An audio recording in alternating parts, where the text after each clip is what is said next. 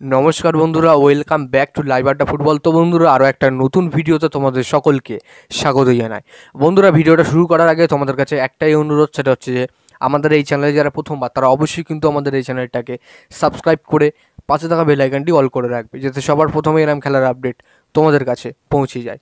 বন্ধুরা, আজকে একটা প্রশ্ন নিয়ে কথা বলবো। একজন আমাকে প্রশ্ন করেছে এবং প্রুফও পাঠিয়েছে, সেটা নিয়ে আজকে আমি কথা বলবো এখানে।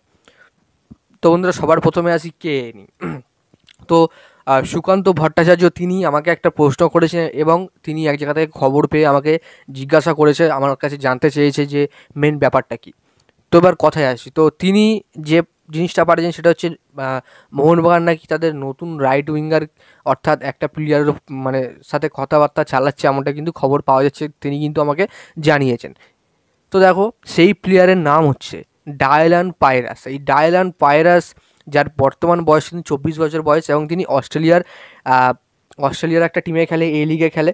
যাই হোক, এই প্লেয়ারের বর্তমান মার্কেট ভ্যালু কিন্তু 2.8 কোটি টাকা, এবং তিনি অস্ট্রেলিয়াতেই অস্ট্রেলিয়া সিটিজেনশিপের, এবং তিনি মেন পজিশন তার রাইট উইঙ্গার, পাশাপাশি তিনি রাইট মিডফিল্ডার খেলতে পারেন এবং সেন্টার ফরওয়ার্ডও খেলতে পারেন।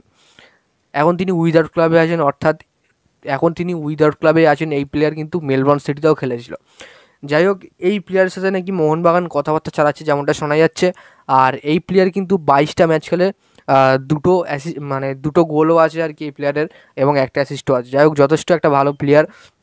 শোনা যাচ্ছে যে এই প্লেয়ারের সাথে নাকি মোহনবাগানের একটা লিঙ্ক আপ তৈরি হয়েছে, যতদূর খবর পাওয়া যাচ্ছে। তবে এই মুহূর্তে আমার কাছে কোনো কনফার্ম সোর্স নেই, তাই জন্য কিন্তু আমি বলতে পারছি না। যাই হোক, এরপরে যদি কোনো খবর আসে তাহলে কিন্তু আমি অবশ্যই তোমাদেরকে জানিয়ে দেবো। তো আমার মনে হয় না যে মোহনবাগান এই প্লেয়ারকে সামথিং সই করাবে, কারণ তাদের প্রায় সব কটা প্লেয়ার কনফার্ম হয়ে গেছে। হ্যাঁ, তোমরা সবাই জানো, জেসন কামিংস নিয়ে, আনোয়ার আলী নিয়ে, আরও অনেককে নিয়ে কিন্তু মোহনবাগানের তাদের কিন্তু 2023-24 দল কিন্তু অলরেডি তৈরি হয়ে গেছে। তো আমার মনে হয় না মোহনবাগান আর কোনো প্লেয়ারের উপরে ঝাঁপাতে পারে, বিদেশি কোনো প্লেয়ারের উপরে ঝাঁপাতে পারে। আমার মনে হয় আমাদের ইন্ডিয়ার কোনো প্লেয়ারকে হয়তো নিতে পারে পরে, কিন্তু আর দেশি প্লেয়ারের উপরে বিদেশি প্লেয়ারের উপরে কিন্তু নাও যেতে পারে মোহনবাগান, আমার কিন্তু যতটুকু ধারণা আছে। যাই হোক, আমি ক্লিয়ার করতে পারলাম।